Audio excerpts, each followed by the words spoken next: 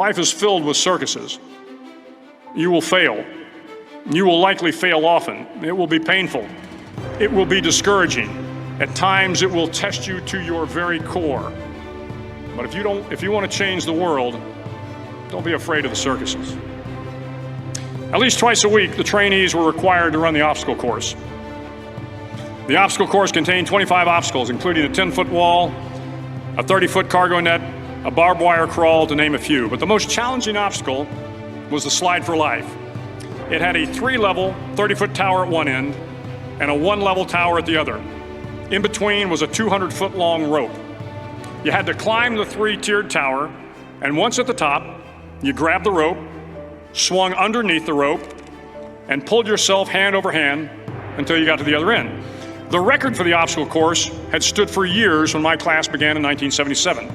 The record seemed unbeatable until one day a student decided to go down the slide for life head first.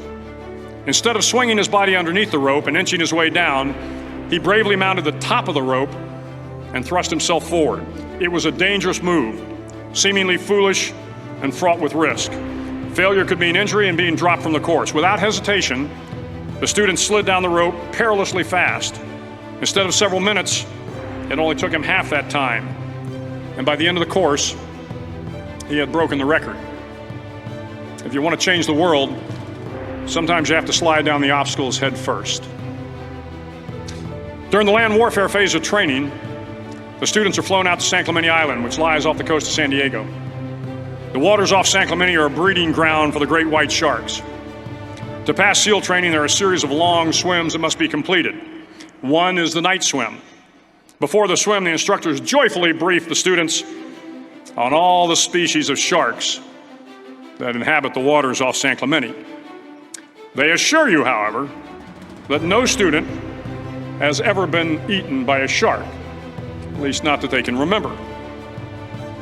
But you are also taught that if a shark begins to circle your position, stand your ground. Do not swim away. Do not act afraid. And if the shark, hungry for a midnight snack, darts towards you, then summons up all your strength and punch him in the snout, and he will turn and swim away. There are a lot of sharks in the world. If you hope to complete the swim, you will have to deal with them. So if you want to change the world, don't back down from the sharks.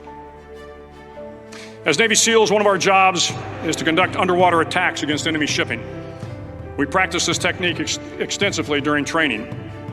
The ship attack mission is where a pair of SEAL divers is dropped off outside an enemy harbor and then swims well over 2 miles underwater, using nothing but a depth gauge and a compass to get to the target. During the entire swim, even well below the surface, there is some light that comes through. It is comforting to know that there is open water above you. But as you approach the ship, which is tied to a pier, the light begins to fade. The steel structure of the ship blocks the moonlight. It blocks the surrounding street lamps. It blocks all ambient light. To be successful in your mission, you have to swim under the ship and find the keel, the center line, and the deepest part of the ship. This is your objective. But the keel is also the darkest part of the ship, where you cannot see your hand in front of your face, where the noise from the ship's machinery is deafening, and where it gets to be easily disoriented, and you can fail. Every SEAL knows that under the keel, at that darkest moment of the mission, is a time when you need to be calm, when you must be calm, when you must be composed, when all your tactical skills, your physical power, and your inner strength must be brought to bear. If you want to change the world, you must be your very best in the darkest moments. The 9th week of training is referred to as Hell Week. It is 6 days of no sleep, constant physical and mental harassment, and one special day at the Mud Flats. The Mud Flats are an area between San Diego and Tijuana where the water runs off and creates the Tijuana Sloughs, a swampy patch of terrain where the mud will engulf you. It is on Wednesday of Hell Week that you paddle down to the mud flats and spend the next 15 hours trying to survive the freezing cold, the howling wind, and the incessant pressure to quit from the instructors. As the sun began to set that Wednesday evening, my training class, having committed some egregious infraction of the rules, was ordered into the mud. The mud consumed each man till there was nothing visible but our heads. The instructors told us we could leave the mud if only 5 men would quit. Only 5 men, just 5 men, and we could get out of the oppressive cold. Looking around the mud flat, it was apparent that some students were about to give up. It was still over 8 hours till the sun came up. 8 more hours of bone-chilling cold. The chattering teeth and the shivering moans of the trainees were so loud, it was hard to hear anything. And then one voice began to echo through the night. One voice raised in song.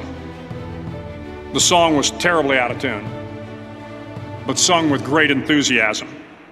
One voice became 2, and 2 became 3, and before long, everyone in the class was singing. The instructors threatened us with more time in the mud if we kept up the singing, but the singing persisted, and somehow the mud seemed a little warmer, and the wind a little tamer, and the dawn not so far away.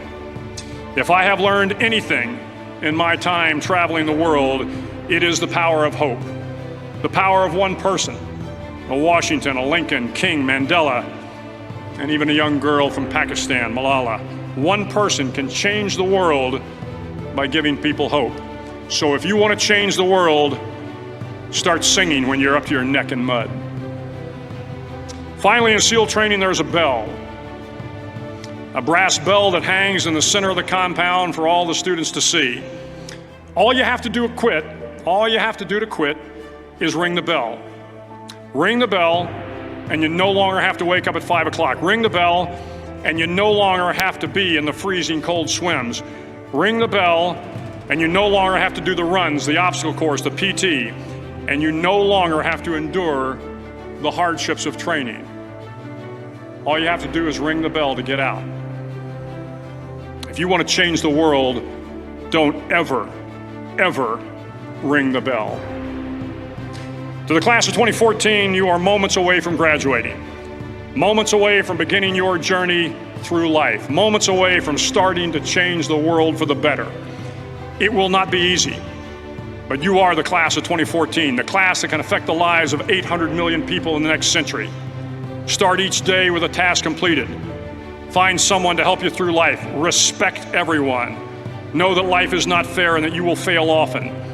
But if you take some risks, step up when the times are the toughest, face down the bullies, lift up the downtrodden, and never, ever give up.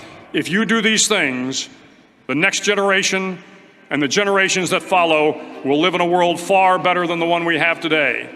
And what started here will indeed have changed the world for the better. Thank you very much.